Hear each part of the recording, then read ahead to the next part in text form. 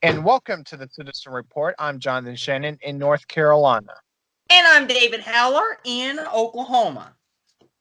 And thank you for joining us tonight. As always, this newscast is real, in-depth American. And boy, what a week it's been. I mean, I don't even know where to begin. Although we just before we came on to start this recording, we agreed we were going to talk about COVID-19 first, and that's exactly what we're going to do. And I mean, obviously, by now you probably have heard that stores like Walmart and I believe Target as well, but I know for certain with Walmart that they're now implementing new procedures with regards to how you go into the store. They're only letting certain people in at a time. And David, I never thought that I would live to see a day like this. I mean, this is like straight out of a movie, and I just cannot believe that I'm actually seeing stuff like this taking place. And I just like to know what you think about all this. Absolutely. I mean, I never thought that I would be living in a time where all this stuff is happening, and obviously we'll get into the Tegna stuff here shortly. But I mean, between that and what's going on with the stores and limiting how many customers that can enter into the store, I mean, it is, I think honestly, Jonathan, it has gotten beyond ridiculous as far as these procedures and everything. And I get it. We're trying to limit the spread of COVID-19 and that sort of thing. But honestly, we talked about this off air here, that basically the 6 foot recommendation that the Centers for Disease Control have outlined as far as social distancing is concerned, it's actually not enough. It should be at least, if I'm correct, at least 20 feet, if not, Yeah, longer it's than that. it's somewhere in I do, we were talking about this again off the air before earlier tonight. And yeah, it's somewhere in the 20s that scientifically you're supposed to be spaced apart. So folks, it just points out, it's just not realistic to just have the whole, have our whole society just completely capitulate to a supposed virus. I mean, we have to get to the point where we come back, to somehow getting back to something of being normal. And I agree with President Trump that we cannot allow for the cure to be worse than the actual virus, to paraphrase roughly. Exactly. Exactly. And we cannot, and here's something else that President Trump said, that basically he said that we cannot continue to be shut down like this through the whole summer when people want to travel, you know, just things like that. These guidelines cannot continue to go on forever here. Right. So obviously these shelter in place orders, these things that obviously, as we talked about with what Walmart's doing, that sort of thing, that's going to have to come to an end at some point. Because otherwise, what's going to happen is, and somehow we didn't mention this too, Jonathan, but there's apparently been some riots going on in Italy, or at least some protests the uh, over the quarantine and the lockdown there in Italy, which that's been going on for at least several weeks now. Wait a second. Where did you say that was? Italy. Italy. Well, obviously, I without knowing anything further, I mean, I would agree. I mean, we have to stop being living in fear, folks, because you know, now this only applies if you're a Christian, but if you're a Christian, you can just trust that God will protect you, and he will protect you. You just have to trust that he will. And you can't live in fear. God didn't give us a spirit of fear, but of power, love, and sound mind. And we have to get to the point, everyone, that we have to get back to normal, because if we don't, it's like Trump said, it will destroy our economy. And, David, if I can just say, I do believe there are some that would want our economy destroyed. Think about what Bill Maher said. Yeah, you know who I'm talking about, right, David? Bill Maher. Um, yeah. He's the guy on HBO who has that show. I don't even remember the title. I don't need to know, but he's like one of the biggest atheists out there.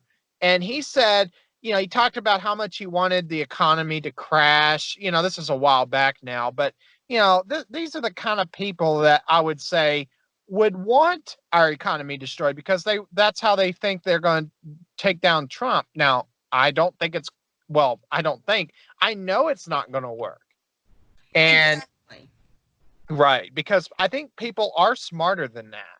Because look, and it goes and it goes to what I'm fixing to say here, but Trump literally said, and I believe this was just yesterday, he's basically said the virus is artificial, and that may sound like an absolute conspiracy, but I know he actually said that because I heard him say that. It was on an ABC News video.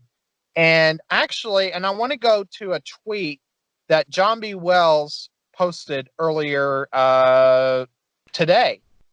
And if you go to my Twitter, you'll see that I have retweeted it. And this is what it says. Now, of course, John B. Wells is interpreting a news video from WCVB Channel 5 in Boston, where they don't really get too specific or in the nitty gritty as to why this doctor was indicted. But this is John B. Wells, at least his opinion, and I definitely think it's worth mentioning. Here's what it says, quote, USA just discovered the man who manufactured and sold the coronavirus to China. Dr. Charles Lieber, head of the chemistry and biology department at Harvard University, USA. He was just arrested today, according to American department sources. Now, David, I don't know about you, but I definitely think that definitely proves, at least in many ways, because we know that there are things going on behind the scenes that the mainstream media will not report on. They'll not tell us what's really going on. And I definitely think, David, that there's definitely more to this virus than it just randomly popping up in China and then coming over here. There's something more to it. And David, I don't know if you want to elaborate on that any, but I definitely think there might allegedly be something to that. Exactly. And obviously, as you said, I think honestly there is something more to this virus than what it meets the eye. Because I think that this doctor, now obviously we won't mention his name, but apparently he could. There's a good possibility that he could have been the one that was over in Wuhan, China, where this virus apparently originated from. That apparently he was in one of those labs, was testing it, and apparently whatever it was got away, and kaboom! It spread across the world, Yeah. the world, and here in the U.S. Well, I'll definitely say this. China's not our friend. They're not our ally. And I No, it's think not. that when this is all said and done, we need to figure out a way of becoming independent from China. And I don't know. I know that that might be offensive to some people, but that's just a fact. We've got to be independent. We are a sovereign country, and I'll tell you this, at least with medicines, we should not be relying on China to get medicine to us. Exactly. And especially after, letting something like that get away from them in one of their own labs. Right. So clearly that further proves that obviously China cannot, I repeat, cannot be trusted with Right. this stuff with regards to medicine. And I'll just add this. Now, I don't have the quotes in front of me, but if anybody's interested, they can, of course, go online and look this up themselves. But to the audience listening, I just have this question for you to think about. Do you not find it kind of odd that you have someone like Bill Gates just resign from Microsoft board, and then he claims that he's going to be this champion? And again, I don't know the quote or anything, but just kind of by or just in general, the nature of what he's been saying, he's kind of become this prominent person for finding cures to stuff. And I'm thinking, I don't think this guy's a doctor, so why are we listening to this guy? I don't know. It just seems really bizarre to me. It just really, like, why are we listening to someone like Bill Gates? So I don't know, David. It's all kind of like all these fractions that we're having to kind of put together and read in between the lines. But it's just really weird times we live in, David. And I do hope that in the coming weeks we can get back to normal. And let me just say also, regarding these stay-at-home orders, in many states, and according to Fox News earlier tonight, only 5 states. Now, I'm not sure if I heard this right, but I believe they said only 5 states.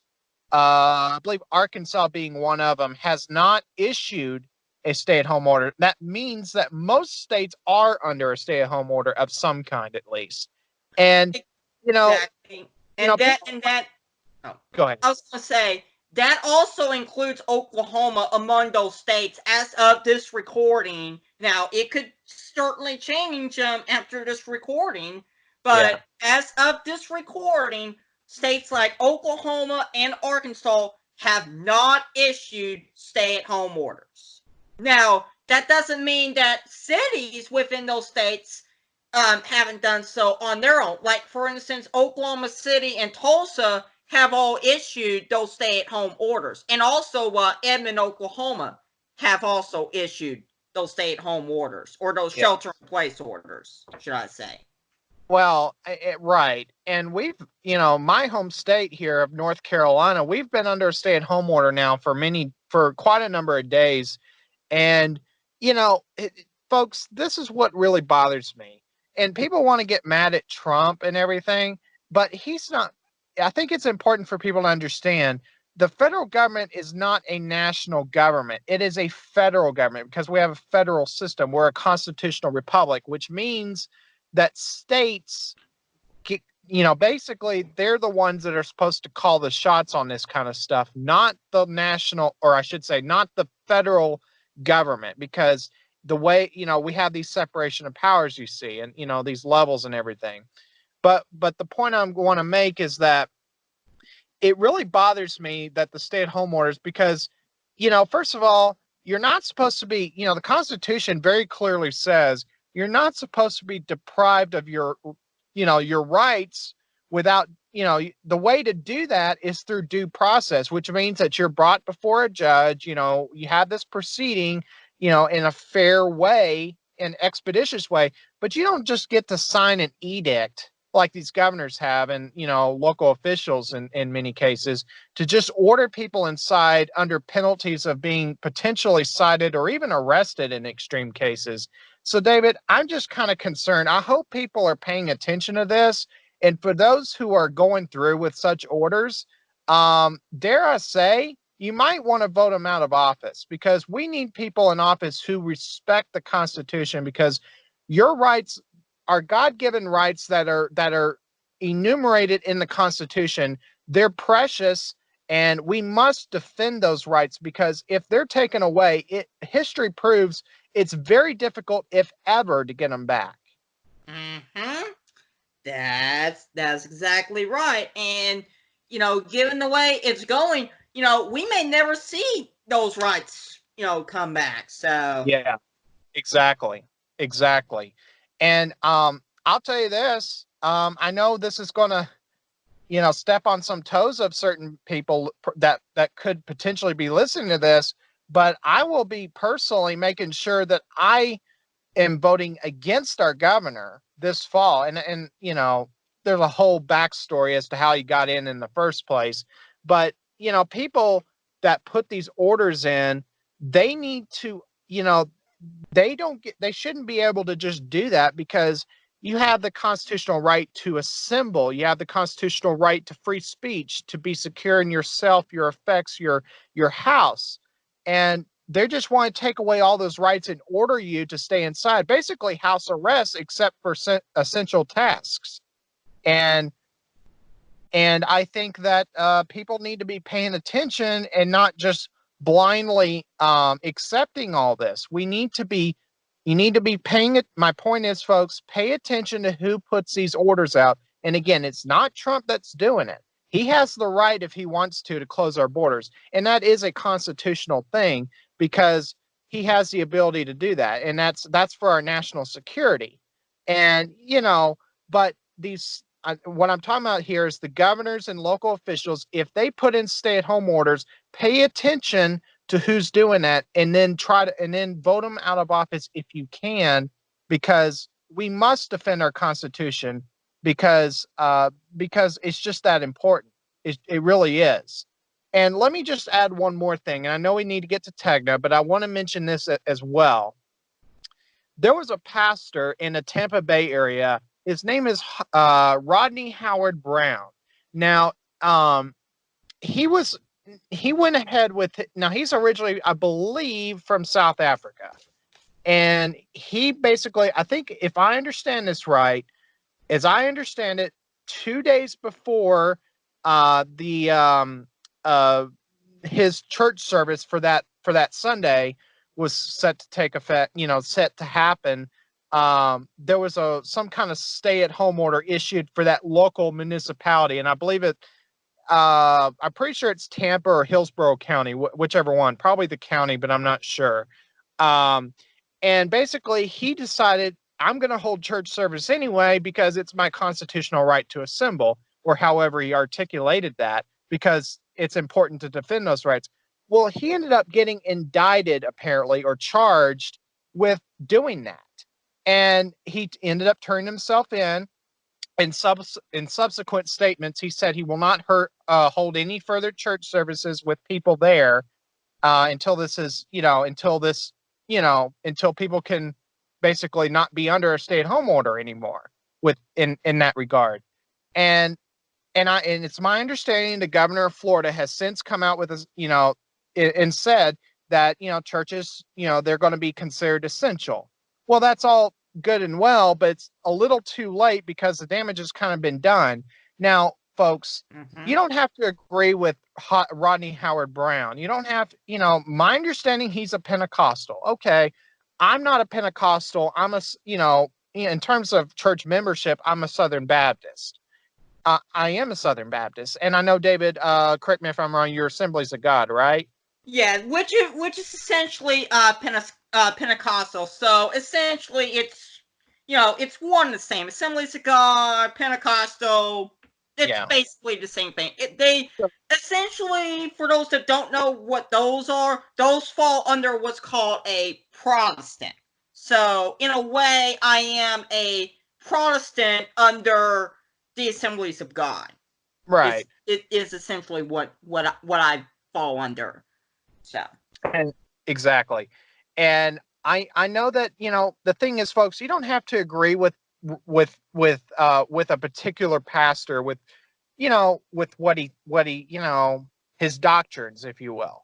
But the thing is that he took a stand to defend our constitutional rights. And again, you don't have to agree with him, but do understand that if they can get away with charging him with holding church service, because that's what it really boils down to.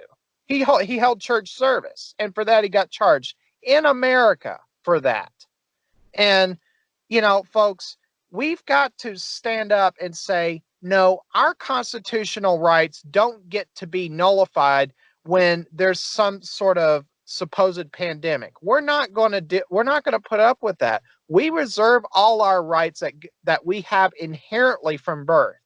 And we're not going to allow bureaucrats to just take them away on the whim. We're just not going to, David. Don't you agree? Exactly. And,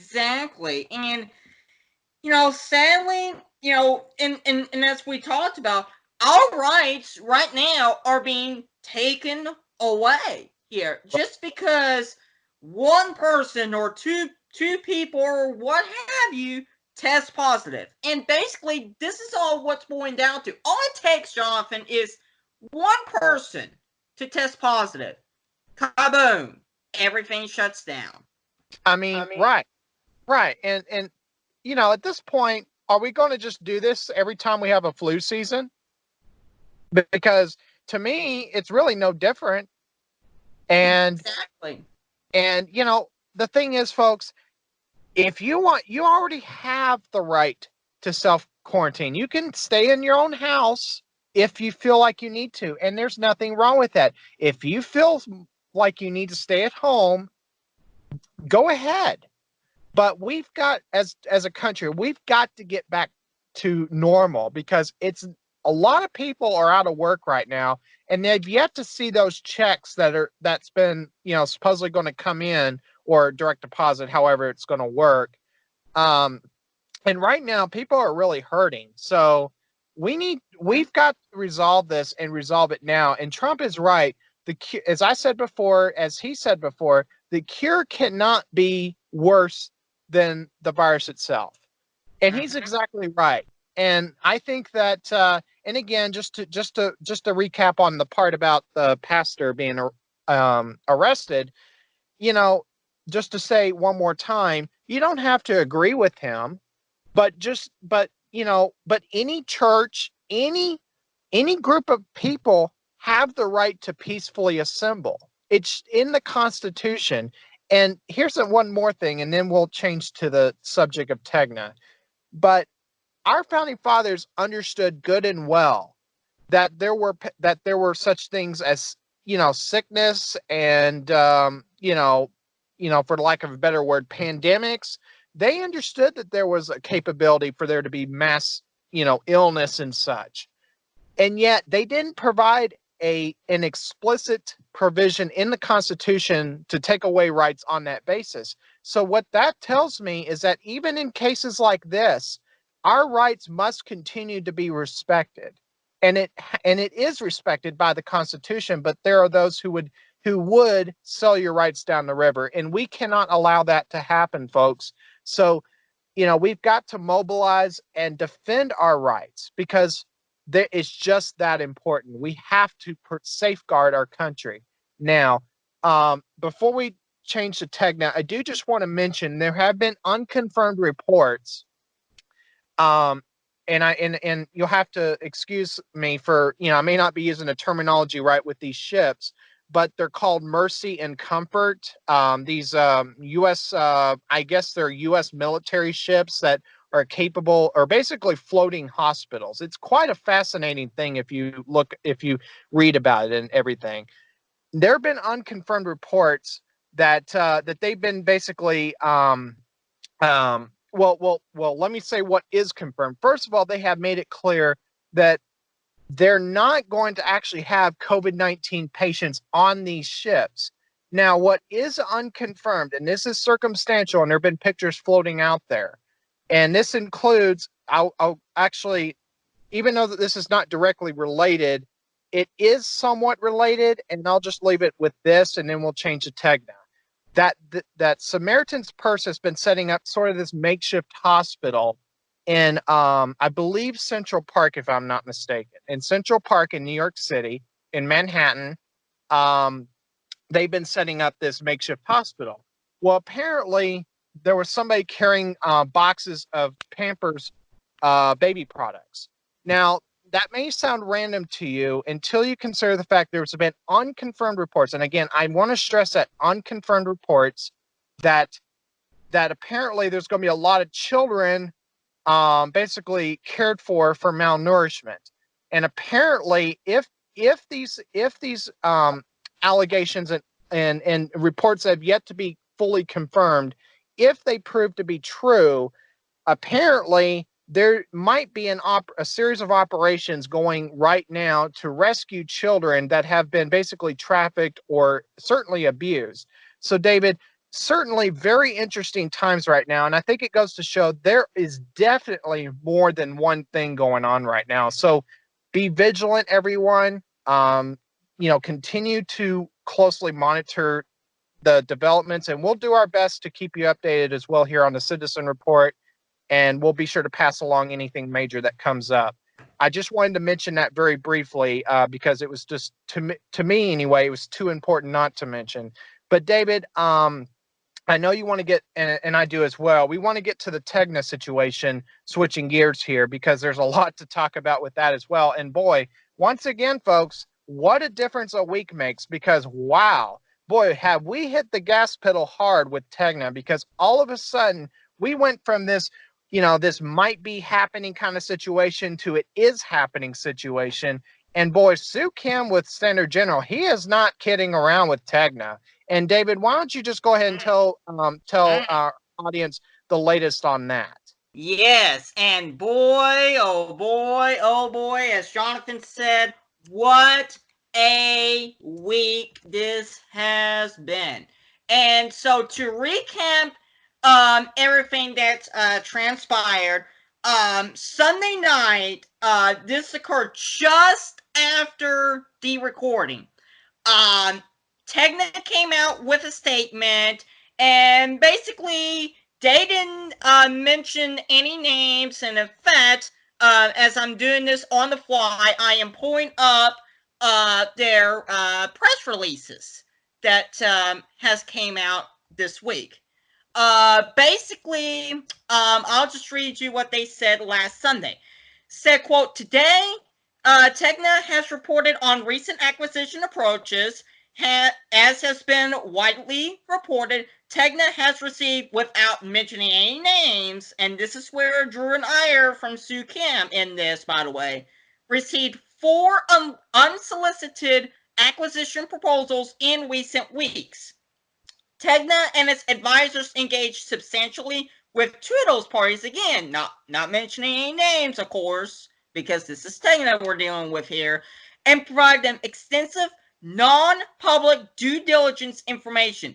These 2 parties, which we can confirm it was Gray Television and Apollo, which owns Cox Media Group, made those proposals shortly before the recent market dislocation due to the COVID-19 pandemic that we just talked about earlier. And both subsequently informed Tegna that they were ceasing discussions. The other 2 parties that obviously, of course, Tegna didn't mention, but we can confirm here on the Citizen Report that it is Allen and the joint bid between the Jiffy Companies and the Trinity Broadcast Network have not signed confidentially agreements to enable due diligence and have not delivered any information on financial sources. Now, this part right here, this part right there, Jonathan, drew an ire from Sue Kim, and he blasted Tegna for that on Monday. And basically, Jonathan, he called for the board to be held accountable. And even before that, he warned them that if Tegna, did anything that would restrict, these, credible third parties from accessing information, that the board would be held accountable. Tegna restricted access and made it where the parties had to sign confidential agreements and deliver information on financial sources. Those are the things that, even in a good market, you don't do that. But especially in a market like we're in right now, where, it's, down a lot because of COVID-19, you don't do that in business. And it's very, and as much as I hate to say it, Jonathan, but I think it is very reflective of the attitude that is going on not just the part of Tegna's leadership, but on part of the Tegna board as well. Yeah, I think David, and by the way, great reporting on that. And I'll just add that I think that Tegna, I think their days are numbered, and we may have said that before, but just in case we haven't, I'm calling it right now. Their days are numbered. Well, certainly the board's days are numbered, because they are not holding up to doing good due diligence with running the company in a way that's with good fiduciary duty. And I'll just add this: just today, David was the one that let me know about this, that apparently one of their biggest TV stations that Tegna owns right now, WTSB Channel 10 in the Tampa Bay area, is apparently, if, and again, we're not entirely sure of this, but it looks like they're fixing to get, for instance, a new logo. Now, again, that sounds kind of random, but it's emblematic of the fact they don't know how to do TV news, because this logo is so, I'm just going to say it, it's garbage. It looks hideous. And, they could have easily have done a better job. And if this ends up being their new logo at that TV station, it just goes to show, David, that Tegna does not understand how TV news is supposed to work with both branding and actual content.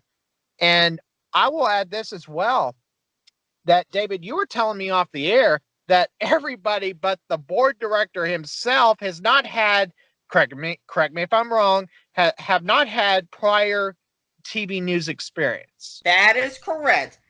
Basically, when you look at the entire Tegna board, which there is 12 members on the board normally, apparently the only one that has any experience at all of being in this broadcasting business is the CEO himself, Dave Logie. That's it.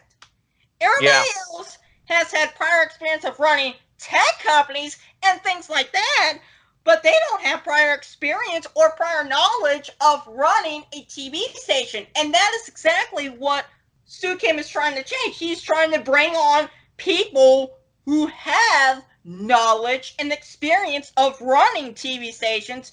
And yet Jonathan Tegna has simply, said no, that they don't want to change, their ways. And, it's just boiled down to the point where, Kim has no choice but to take over the company. And then as we fast forward to Thursday,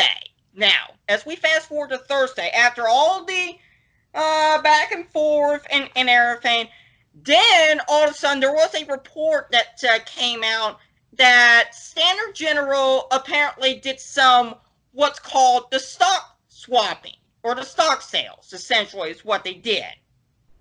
And so apparently they swapped out about 5 million shares, something like that. Yeah, 5 million shares. And yet Tegna came out and called that, quote, troubling, and that it said, that basically they just, I don't know how to put it this way, Jonathan, but essentially it just seemed as if that Tegna was trying to claim that Standard General was trying to sell its portion of its, ownership in Tegna. And then obviously yesterday it came out and Standard General basically took that and blew it up right in the face of Dave Logie by announcing that they have increased its shares by more than 20%, from 9.7% to about 11.8 to 12%, to become one of the largest shareholders within Tegna. And I'll just read you this quote here for the audience here. And boy, the audience here better buckle up here for this one. It says, quote, "We are fully committed to Tegna and we are not going anywhere," said Soo Kim. And then he added that this increase in our position underscores our conviction that the company's intrinsic value is much higher than its market price, but also our belief that Tegna will not achieve its full potential without an upgraded board.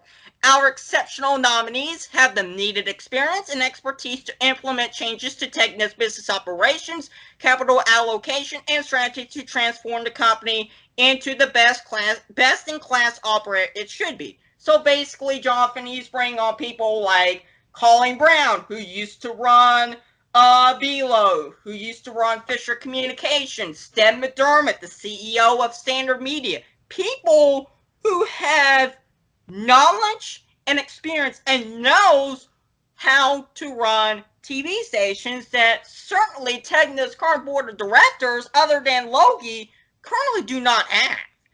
And then Kim then continued on saying, our additional investment boosts our economic and financial exposure to the company's equity and signals our steadfast commitment to driving change at Tegna for the benefit of all shareholders.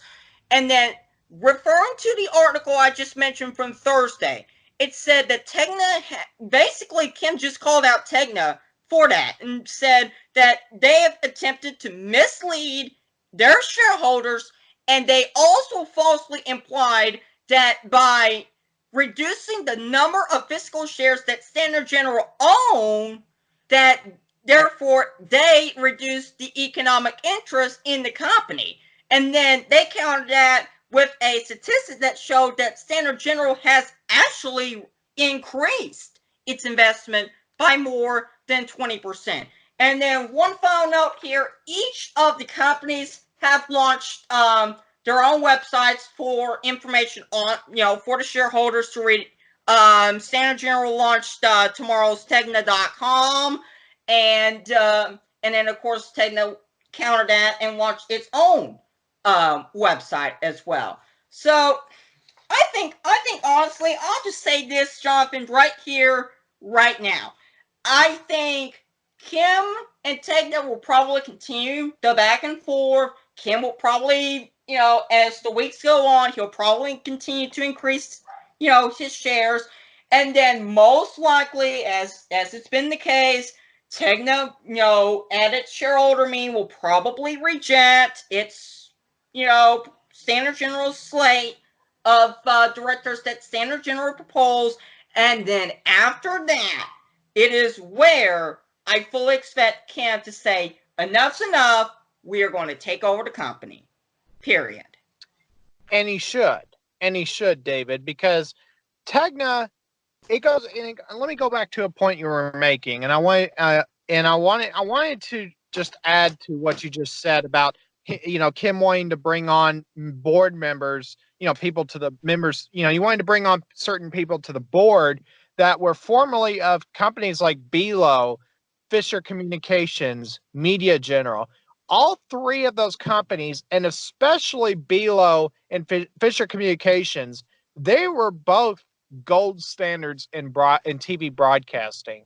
And so they would be very good. They would be very helpful, we'll say, to the board of Tegna. And for Tegna to say, nope, no, we're not going to have anything to do with that. That should tell you a lot right there.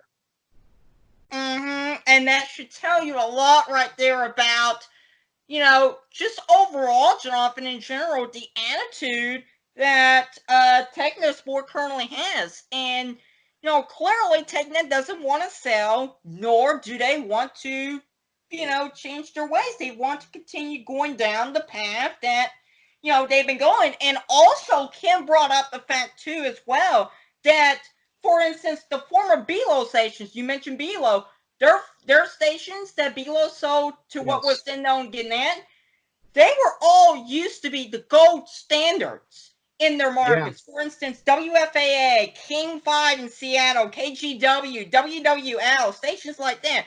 Those stations were all gold standards in those markets.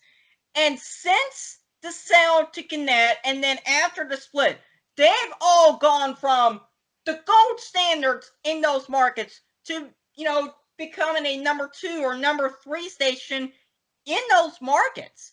And they're no longer those 800-pound gorillas that they used to be.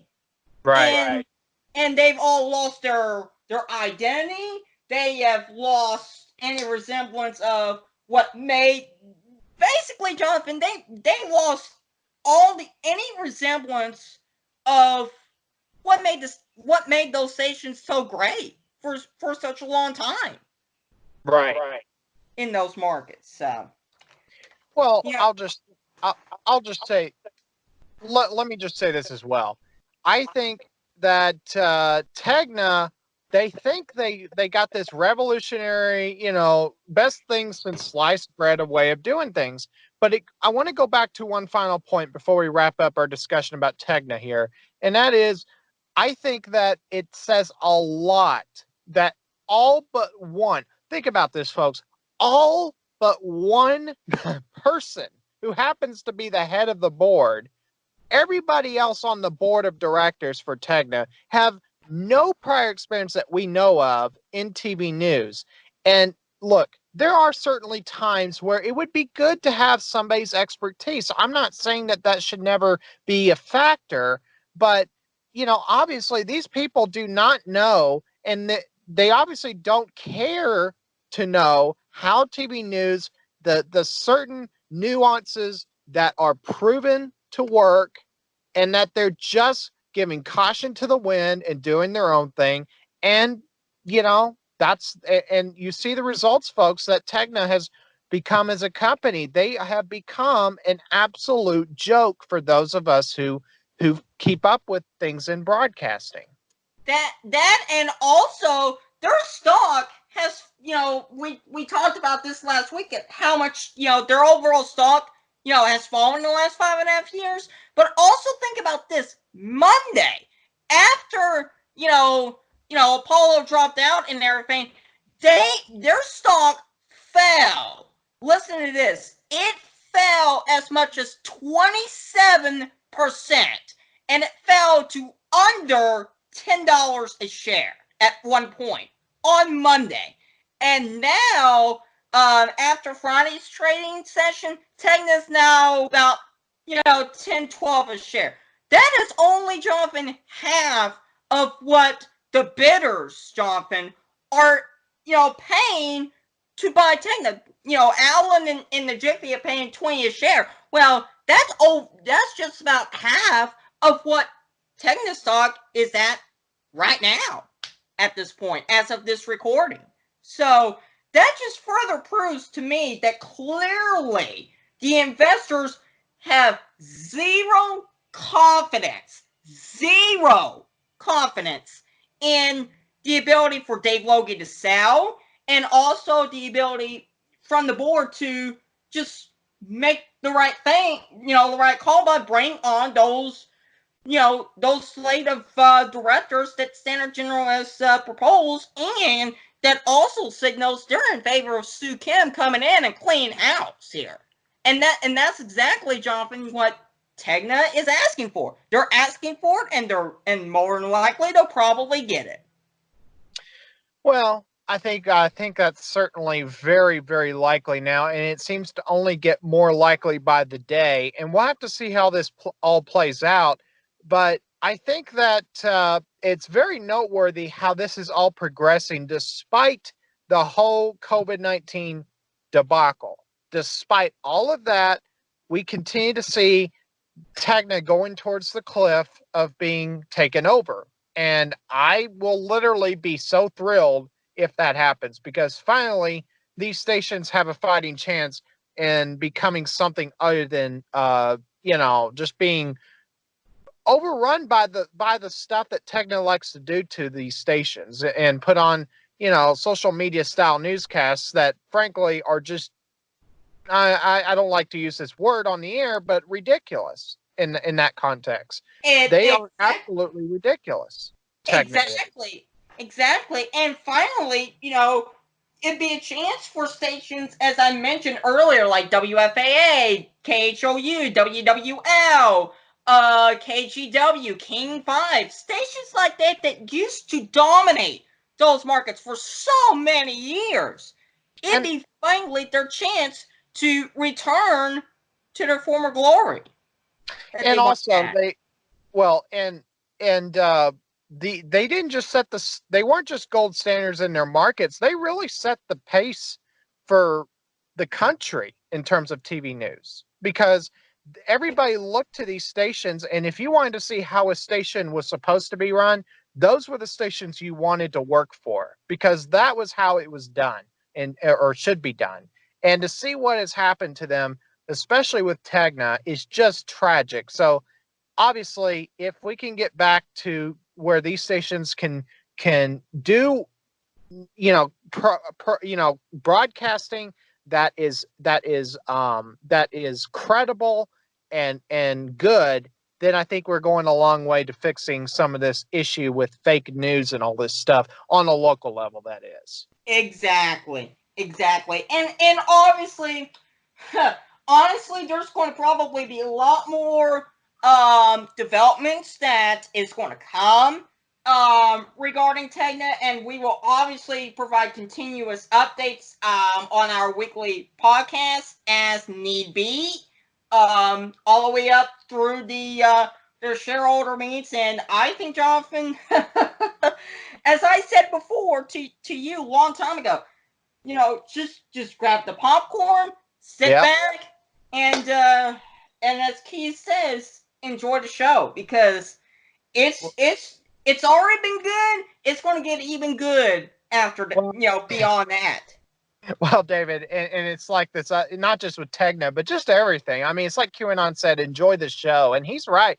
I mean, look at what's going on in the world, not just with Tegna, but just everything. We are in a time of change. And I think it's exciting to watch how we're just kind of having a reset of society. How, with just Tegna and all these things, it seems like that finally that all these things that have been wrong in our society, like with Tegna and, politics, finally we're getting what appears to be an opportunity to, get things back to way they should be recalibrated. So as David said, just, grab the popcorn, figuratively, of course, or literally if you really want to eat popcorn, and just enjoy the show, because these are exciting times in every regard. With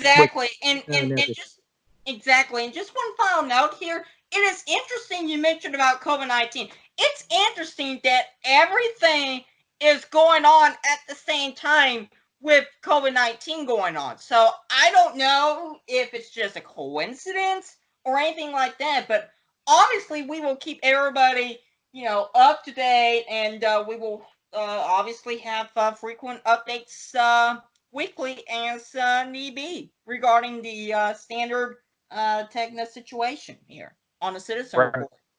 right. Alrighty. Well, on that note, we were going to cover headlines, but I think we kind of ran out of time on this podcast. But we'll make sure to get headlines on next time. And but before we sign off from the Citizen Report this weekend, David, go ahead and as we've kind of have been doing lately, go ahead and tell the audience how they can find you on Twitter. Find me at David_Heller9. And obviously, throughout this month, I'll be tweeting and sharing things related to autism. And as April is Autism Awareness Month, and at some point this month, for one of our podcasts, we will be discussing about that subject. That it's and I think, Jonathan, you would agree with me on this. It is very personal to me, because I actually have autism myself here. So this story is, I think, is very important to everybody. So definitely give me a follow on Twitter at David_Heller9, and I'll be sharing. And obviously, if you're going through what I'm going through, feel free to reach out and share your experiences and how autism affects you, because autism affects everybody differently. It's unique. It doesn't affect everybody the same way. For some people, it's like me, high functioning, things like that. But for other people who have that, they have problems. They may not be able to talk. They may have other issues. So I think, Jonathan, and you would agree with me on this. It would be very important to raise awareness and talk about what how autism can impact people, and how autism has impacted me personally in my life. And right. And I'll just add, although I am not autistic myself, I can certainly understand the struggles, because, for me, although I am not autistic, I will say that, for much of my early life, my shyness was just extremely debilitating. And it was just something I had to work very hard to overcome. For me to even be doing this podcast as confidently as I am right now, it's truly a miracle. I truly can say that. And so I understand, for those who have autism like you, David, to overcome something like that, you know, it's always good to hear stories like yours, because it will encourage other people. Exactly. Even for those who don't have autism, you know like me, I do not have autism, but I'm certainly encouraged by those who overcome struggles, whatever it is, like what you've had. Exactly. And I just think, obviously we'll be sharing, encouragements and things like that. But one thing I would encourage those who struggle with autism is find something that you are truly passionate about. And for me, Jonathan, it took me a long time just to find something that I felt like I was passionate about. Sure, I've had interest in broadcasting and things like that for a long time. Especially dating back to when I was just a kid. Obviously having an interest in weather and sports helps as well. But it took me a long time to realize that, broadcasting and television news and, TV sports and things like that was just the ticket for me. And it took me until last year, about a year ago, to finally realize that, you know what? I think broadcasting is just the ticket for me. It's just a perfect fit for me. And it's turned out to be exactly that. And I think that, joining this podcast and everything has been, especially been helpful for me, you know. And Jonathan, and I'll just say this, it's been a true honor and a blessing to, you know, be able to come along with your, alongside with you and, bring back this podcast together. And I'm glad we did. Yeah, and I'm truly I appreciate that because you know I was wanting to relaunch his podcast as well, and I you know when I was going to relaunch I was kind of thinking, well, at some point I will. I had no idea, and I truly believe that God puts you, we as it were, our paths, albeit online, sort of crossed paths because we were both in this broadcasting forum online. For those who are into broadcasting, that we talk about the industry on this particular website. We won't say the name, but and I had no idea that you would come along, and that especially I could not have envisioned that this actually has now happened. So David, I just want to say I'm truly honored to have you as my co-anchor, co-host of the Citizen Report, and you are truly an inspiration for others who whatever it is they're going through, and like you yourself have worked to overcome autism, and you really are an inspiration. I do believe God um is using you, as you allow him to encourage others, is what I guess I'm trying to say. Well. Thank you very much, Jonathan. And it's been an honor. It's been a blessing, and I'm just thankful that God is leading me on this path. And I the deeper that we get into this podcast, and the deeper I get into schooling and everything, because obviously I'm going to school myself, with my major being in communications and broadcasting and such.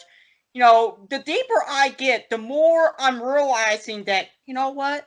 This is something that God called me to do, is to be in broadcasting and make a difference for other people in this, not just this nation, in our communities and things like that, but for the world, and to get out and, experience new things that otherwise we may never experience in our lifetimes. Right. Right. So, And podcasting, if you think about it, our podcast, we try to structure it, although we're a lot more, especially these days, a lot more conversational about it than perhaps my podcast started off when it was a college podcast. mhm. But it really is, functioning something of an online newscast, and I'm quite fine to categorize it as such. And we hope that this podcast is informative, and we would encourage you to always reach out to us if you want to share your success story. For those who are listening, if you've got something you've overcome, we want to hear that stuff, because you know what, as much as we share information you need to know, which can be quite serious at times, we also want to be an encouraging podcast as well. Mm-hmm. Exactly. And, just reach out to one of us on Twitter, Facebook, what have you. We want to share your stories as well, especially for those who are on the autism spectrum like me as well.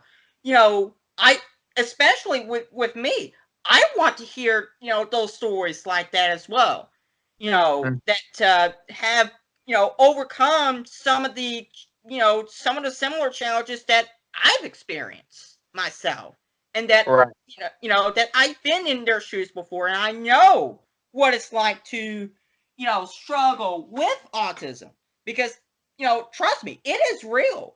It's autism is not something that to laugh at, to kid around with, nothing like that. In some cases, it can't change your life. And for here's the thing about autism as well. We're just normal people here. We're just normal. We just want to be accepted, just like everybody else does in this world. And that's that. And Jonathan, that's just all we ask. It's just a simple request for us to, you know, that we just want to be accepted, just like everybody else in this world. That's all. Right. And and again, although I myself do not have autism, I'm encouraged, David, that someone like yourself can function just like somebody without autism. And that's encouraging. And people that have autism like you, they need to see that, because that will encourage them, as well. And that's a Exactly. powerful thing. And it shows that, you know, people, like I could just think, right off the top of my head, people with Down syndrome, for instance, God, has a value to each and every life. And I think that it's important that people understand that no matter what, whatever's, whatever I don't want to use the word limitation, but whatever, per se characteristics, if you will, I guess, of who they are, in terms of their biological characteristics, they need to see people successful like you. So, David, thank you for sharing your testimony, because I'm sure people will be encouraged as they hear that. So, Thank you. um, Thank you. yeah, I'm glad that I was able to do that, and we'll definitely talk a lot more about autism and everything else throughout this month as well. Because after all, this is Autism Awareness Month, and then also don't want to forget to mention this as well. Officially, switching gears to weather here, we didn't want to forget this either. The okay, Jonesboro tornado from last week has officially been confirmed as an EF3 tornado per the National Weather Service in Memphis. okay. And obviously that was a pretty devastating tornado for them, and obviously we'll continue to keep everyone up to date with that. And that storm was pretty historic. It really was. And obviously, folks, it goes back to what I said on our on last weekend's regular show. if you're told to go to a tornado shelter, at that point, just completely forget there's even such a thing as the CDC and them wanting you to social distance, and just take cover and protect yourself. Because trust me, a virus and social distancing is not going to matter if a tornado is coming in your general, area. Mm-hmm. Exactly. So Exactly. that's perfectly emblematic of an example of when people need to prioritize what's more important versus another in terms of safety. So, on that note, David, I'm afraid we are out of time, and just quickly say, I'm on Twitter at the Jonathan News. I'm on Facebook as well, and Instagram and YouTube. Although on YouTube I use my full name right now, and that is Jonathan Ryan Shannon. Just look for my picture there. And also, don't forget our website, thecitizenreport.weebly.com, and we encourage you to check that website out as well. And thank you, everyone, for tuning in to the Citizen Report. We always encourage you to send us if you come across information you think we should cover on our podcast, whatever subject it may be. Just send it our way, however you wish to get it to us. Just let us know, and we of course would appreciate that.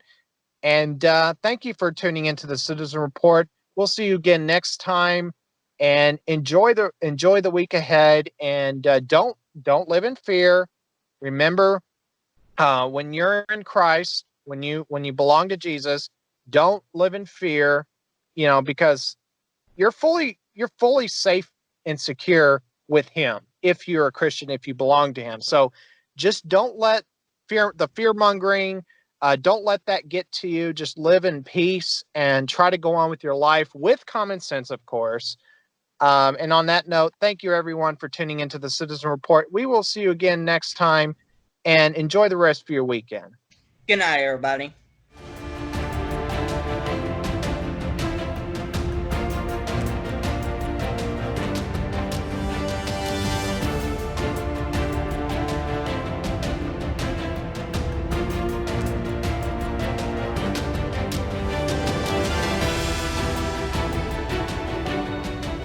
The Citizen Report is a production of New Shannon Media. All content protected under copyright.